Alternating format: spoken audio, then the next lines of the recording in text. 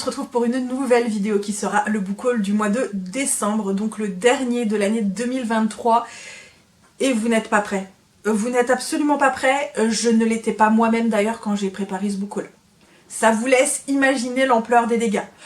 Oui, parce que le book haul du mois de décembre, je pense que c'est le pire de l'année 2023. C'est littéralement le book haul de l'indécence absolue, c'est le book haul de l'abus, c'est le book haul façon bombe atomique. Voilà, c'est une catastrophe naturelle de grande ampleur, c'est une météorite qui s'explose sur la Terre. Voilà, j'ai pas vraiment d'excuses, j'ai fait des achats, j'ai réceptionné des projets Ulule, des précommandes que j'avais faites depuis d'un moment, les cadeaux, voilà, mais j'ai pas vraiment d'excuses, c'est vraiment le book haul de l'indécence absolue les gars. J'espère que 2024 sera meilleur que 2023. Je vous vois venir de loin en train de me dire tu n'y arriveras pas, tous les ans tu nous sors la même chose, jamais tu n'y arrives. Je sais, mais l'espoir ça fait vivre, hein. Voilà, l'espoir ça fait vivre.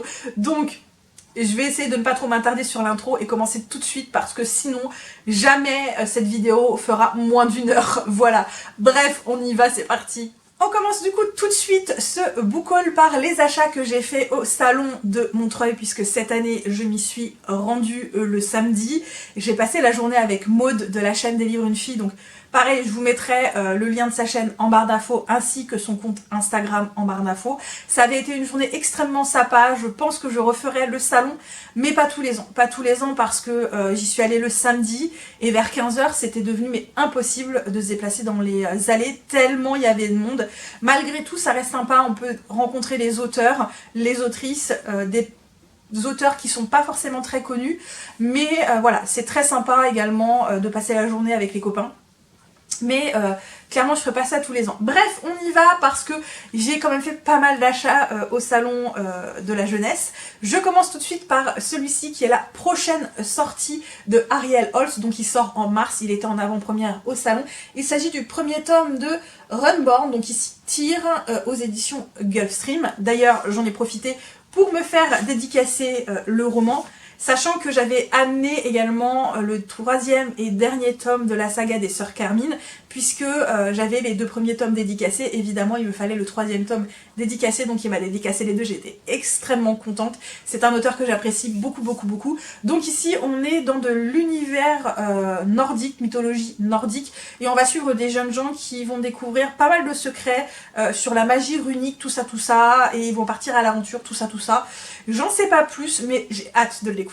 Je continue également par le premier tome de cette saga qui est donc Les Jumeaux Croche-Mort, donc ici la malédiction de Cassandra O'Donnell aux éditions Flammarion Jeunesse. Ici on est dans un univers gothique, il me semble, assez sombre, assez mystérieux. On va y suivre des jumeaux qui ont perdu leurs parents, qui vont être adoptés par des membres de leur famille qu'ils ne connaissaient pas. Autant le jeune homme est très bien accueilli, autant c'est pas forcément le cas de sa sœur jumelle.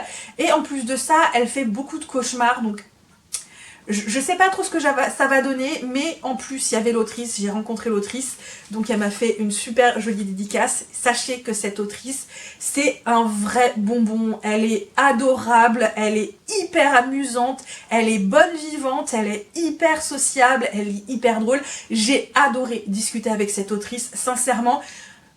Elle est parfaite cette autrice, je l'ai adorée. Je me suis également procuré le premier tome de cette saga que j'ai déjà vu passer absolument partout sur les réseaux sociaux. D'ailleurs, même la libraire me l'a vendu en me disant il faudrait que vous lisiez, il est trop bien. C'est de la jeunesse, mais c'est tellement plus que ça. Du coup, là il y avait l'autrice, donc j'en ai profité, je me suis procuré le premier tome puisque le deuxième tome est sorti. Il s'agit donc de Mystic Flown, donc le maître des arcanes, de Dana B. Chalice aux éditions, encore une fois, Gulfstream. Donc voilà, dédicace, tout ça. Donc ici on suit un jeune homme qui va se faire embaucher ou recruter dans une école et il est à la recherche de robots un peu mystérieux d'après ce que j'ai compris et il va se faire aider d'une jeune femme. J'en sais pas plus mais voilà, j'en ai entendu que du bien. À voir. Celui-ci c'est un achat un petit peu impulsif au salon parce que je suis passée devant, j'ai vu la couverture que j'ai trouvée trop belle, le résumé me hypait de fou. Il s'agit donc de celui-ci qui est donc Metalia Entre les mondes de Patrick Morin aux éditions Nemos. Donc ici on suit une jeune femme qui s'appelle Metalia, qui est pacificatrice dans un monde futuriste, donc science-fiction, tout ça. Et en gros, elle est un peu mercenaire pour le gouvernement, on l'embauche pour des missions, souvent c'est des missions compliquées qui sont mal payées, elle est dans le rouge, elle a besoin de fric, donc elle va accepter la mission d'un homme très riche qui est à la recherche de sa femme, en sachant qu'elle sent le piège venir à plein nez, mais elle se dit qu'elle a besoin de fric, donc elle y va, et autant vous dire que oui, tout va ne pas se passer comme prévu. Voilà, bref. Il me hype de fou et en plus je trouve la couverture absolument magnifique. Maud m'a offert cette petite nouvelle qui est donc Paige et Auster. C'est des personnages qu'on rencontre dans la duologie Fable, c'est aux éditions Rajo, c'est de Adrienne Young, donc c'est vraiment une toute petite nouvelle. Ce sont des personnages qui m'intriguaient et je sentais qu'on pouvait en dire plus sur eux, sur leur passif, sur leur rencontre, tout ça, et donc on va évidemment en parler dans cette petite nouvelle qui se passe avant les événements du premier tome de Fable, et j'ai hâte de connaître un petit peu plus ces deux personnages. Je ne suis pas partie du salon sans graphique, je me suis procuré les tomes 1 et 2 de High School Mercenary de YC et Rak Yoon aux éditions donc Webtoon. J'ai découvert cette saga sur internet évidemment, j'ai adoré et évidemment quand ils sortent en papier moi il me les faut. Donc ici on suit un jeune homme qui après des années retourne enfin chez lui puisqu'il a eu un accident d'avion quand il était enfant. Il était le seul survivant, il avait perdu la mémoire, il est arrivé vers ses 18-20 ans, finalement il retrouve une partie de la mémoire et il va pouvoir retourner chez lui en Corée du Sud, sauf que ce jeune homme, pendant des années, a été conditionné pour des missions très dangereuses. Le mec, il est une arme à lui tout seul, mais c'est un manhwa que je trouve absolument trop cool. Un manga également que je voulais me procurer depuis très longtemps, là je les ai vus au salon, je me suis dit il me les faut. Il s'agit des 2 premiers tomes de Yu Yu Hakusho de Yoshihiro Togashi aux éditions Kana dans leur nouvelle édition Perfect il me semble. Et c'est un manga qui n'est absolument pas récent puisqu'il date des années 60. On va suivre donc un jeune homme qui est un petit peu le rebelle du lycée, c'est un petit peu un mec qui fout un petit peu la merde mais qui a profondément bon cœur, il va se sacrifier pour sauver un enfant et on va lui demander du coup de devenir un petit peu flic des fantômes, tout ça. Et c'est un shonen avec beaucoup d'action et j'ai hâte de découvrir le manga depuis le temps que je les voulais. Du coup je me suis acheté les 2 premiers tomes. Je continue du coup par des précommandes que j'avais faites il y a un moment que j'ai réceptionné au mois de décembre et des projets Ulule. Donc je commence tout de suite par les projets Ulule. Le projet Ulule c'est celui-ci, donc il s'agit des tomes 1 et 2 de la saga d'Andrei. Donc ici on a le tome 1 qui est l'union des reliquats et le tome 2 qui est l'origine du Néard de Garance de Jorna. Le tome 3 est prévu pour mars. Donc ici on est dans un univers dark fantasy il me semble.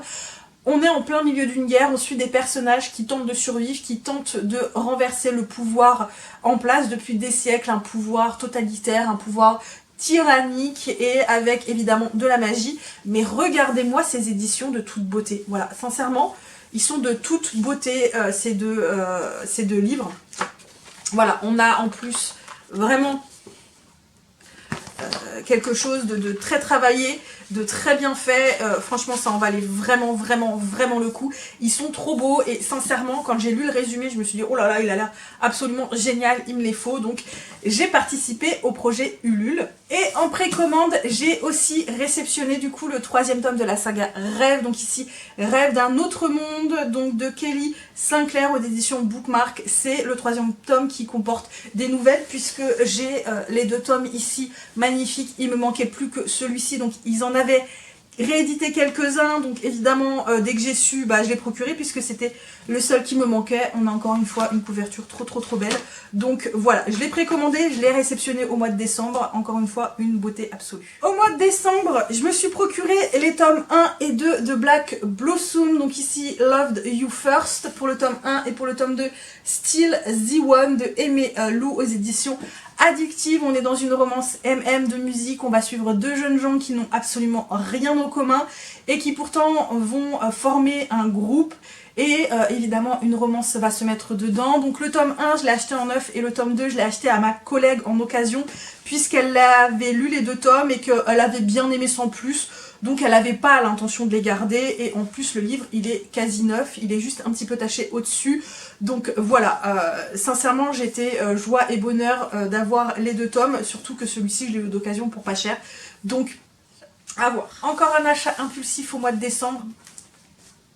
Je me suis procuré les tomes 1 et 2 de ma Missing Piece d'Acacia Black en édition reliée. Donc vraiment je trouve les couvertures très simples au final mais absolument parfaites. Je les trouve très très jolies moi personnellement. Donc ici on est dans de la romance qui commence au lycée puisqu'après on les retrouve 7 ans plus tard il me semble.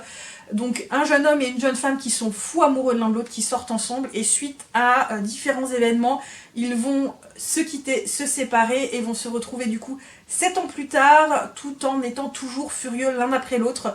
Et de ce que j'en ai entendu, il y a quand même des thèmes qui sont difficiles, c'est pas à mettre entre les mains de tout le monde, d'ailleurs on est prévenu apparemment dès le départ qu'il y a des choses qui sont difficiles. Mais c'est pareil, j'en ai entendu que du bien. Du coup, j'ai craqué et j'ai craqué pour les belles éditions. Voilà.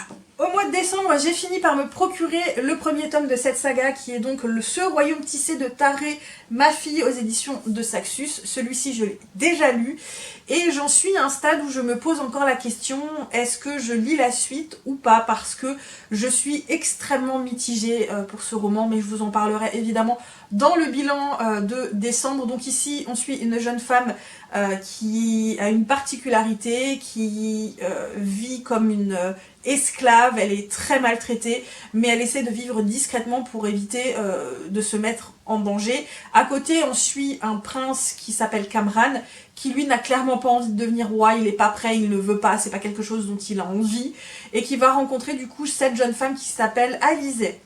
Et évidemment, l'aventure démarre de là, mais je vous en parlerai un petit peu plus dans le prochain bilan. Voilà, pour l'instant c'est un peu compliqué de vous en parler. J'ai craqué pour ce roman, j'avoue qu'au départ c'est pas quelque chose qui me hypait, j'aimais les 2 couvertures, j'ai hésité, finalement j'ai pris encore une fois le hardback.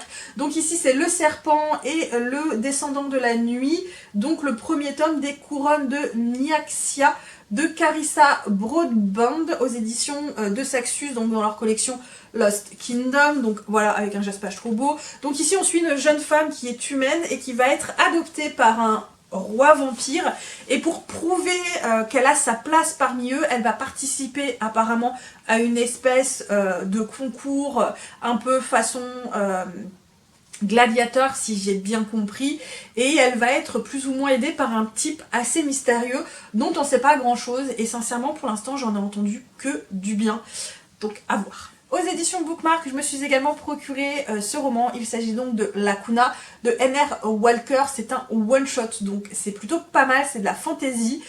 Je vous avoue que là pour le coup j'ai pas trop lu le résumé, j'ai juste lu le nom de l'autrice. J'ai déjà lu quelques petites choses de l'autrice, je trouve qu'elle écrit plutôt bien, j'aime plutôt bien ce qu'elle écrit. Donc là voilà, j'ai un peu plongé tête baissée, j'en ai entendu du bien, donc à voir. Je me suis également procuré le premier tome de la saga du Prince d'Aiguillon, donc au Royaume d'Aiguillon, de Lisa Henry et Sarah Oni. Donc ici, on suit un jeune homme qui est emprisonné pour des vols, et en gros, il va se faire passer pour le prince pour sortir, sauf que son voisin de cellule lui dit aussi qu'il est prince, donc voilà, quiproquo, romance MM tout en ayant de l'humour, donc voilà, c'est tout ce que j'aime, donc j'ai craqué. Je continue par un achat encore une fois impulsif qui était absolument pas prévu au programme. Il s'agit de celui-ci qui est donc Ce qui nous rend vivants d'Emma Green aux éditions encore une fois Addictive. Donc ici on suit une jeune femme, Cléo, qui entre pour sa première année d'internat à l'hôpital de Chicago. Malheureusement elle y retrouve un certain Carter Cruz qui était son meilleur ami et qui est devenu plus ou moins son rival. Sincèrement j'en sais pas plus. Je continue du coup par des graphiques puisque évidemment ce que j'ai acheté au salon de Montreuil ça ne m'a absolument pas suffi. J'ai fait une razzia au niveau graphique et notamment au niveau manga. Bon, pour le coup c'était pratiquement que des occasions, donc ça en valait le coup puisqu'ils étaient tous à moitié prix, donc sincèrement ça en valait la peine. En plus ils sont tous dans un état quasi excellent. Voilà, j'ai craqué. Donc le premier, il s'agit de L'amour transparent d'Hitomi, donc aux éditions Anna Books. J'avais lu 10 ans de nos vies de la même mangaka que j'avais beaucoup aimé, donc celui-ci j'avais très envie de me le procurer. Je l'ai trouvé en occasion, donc je l'ai pris et j'ai pas lu le résumé, je m'en fous, c'est d'Hitomi, graphiquement il est magnifique. Je me suis également procuré le tome 1 de Bienvenue chez Ginkosei, donc de Mami Mata, pareil aux éditions Anna Collection. Donc là, on va suivre un jeune homme qui a repris la boutique de son grand-père, donc de costumes sur mesure, sauf que le mec, il sait absolument pas s'y prendre, jusqu'au jour où sa conquête d'un soir va lui proposer son aide, et il va accepter, et j'en sais pas plus. Et je vais peut-être me procurer le tome 2 assez rapidement pour pas rester sur ma faim. Je continue avec les tomes 1 et 2 d'une saga que j'avais trop envie de découvrir. Je vous avoue que j'avais lu les premiers chapitres et j'ai été plutôt hypée. Il s'agit de celui-ci qui est donc Archidémon Dilemma. Donc comment aimer son épouse elfe. Donc ici on suit un mage noir qui est très réputé dans son domaine, hein, tout le monde a peur de lui, et il va un jour sauver une elfe qui a été réduite en esclavage et il va tomber fou amoureux d'elle, sauf que le mec ne sait pas du tout comment s'y prendre. Voilà, il ne sait pas comment séduire une jeune femme, d'ailleurs la jeune femme ne sait pas trop non plus comment s'y prendre, et tous les deux, voilà, ça va donner des situations complètement rocambolesques avec beaucoup d'action, d'aventure, tout ça, et sincèrement, j'avais trop hâte de le découvrir, ça a l'air plein d'humour, plein de mignonnerie, donc hâte. Je me suis également procuré en occasion le tome 1 de Undead, donc de Fumi Tatsuya, encore une fois aux éditions Anna Books. Donc ici, on suit deux amis d'enfance qui tentent de survivre dans un monde post-apocalyptique où il y a encore une fois des zombies partout, et j'en sais pas plus. Je me suis également procuré les 3 premiers tomes d'un Boys Love, il s'agit de l'Omegaverse, donc ici Beats Storm, donc Kiss Me Baby de Mori Kuroi, donc les 3 premiers tomes, encore une fois, d'occasion. Donc ici, on est dans un univers où certains êtres humains ont des particularités, puisqu'ils ont des attributs animaux, des oreilles, une queue, et il y a évidemment un côté omégaverse, puisqu'il y a des dominants, des dominés, donc des omégas, des alphas, et on va suivre un docteur qui est oméga, et avec une histoire d'amour, tout ça.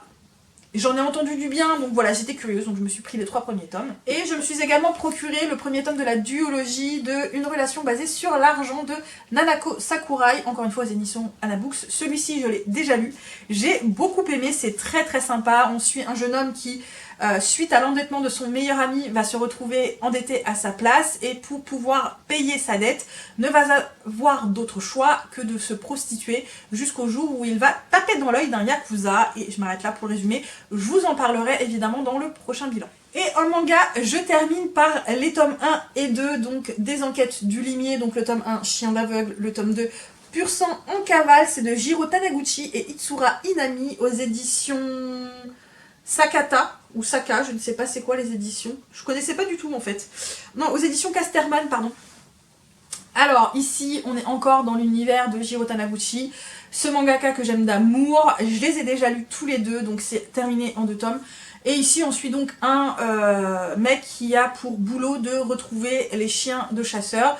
Et voilà, c'est son métier. Je m'arrête là pour le résumé. Vous n'avez pas besoin d'en savoir plus. Je vous en parlerai du coup dans le prochain bilan. Et je termine par les cadeaux de Noël, donc notamment ceux de mon frère, puisque mon frère m'a acheté des livres et joie et bonheur quand je les ai réceptionnés. Le premier, il s'agit du tome 2 des Extraordinaires, donc ici L'Embrasement de Tigiclune aux éditions de Saxus, encore une fois en format relié. Voilà, je suis trop contente de l'avoir, sachant que je viens tout juste de terminer sa saga du clan Bennett. Donc maintenant, j'hésite à commencer celle-ci ou une autre. Voilà, j'hésite entre 2 sagas, sachant qu'il y en a un qui est composé de 5 tomes mais qui est entièrement sorti, et celui-ci qui pour l'instant n'a que 2 tomes, le 3e n'est pas encore sorti.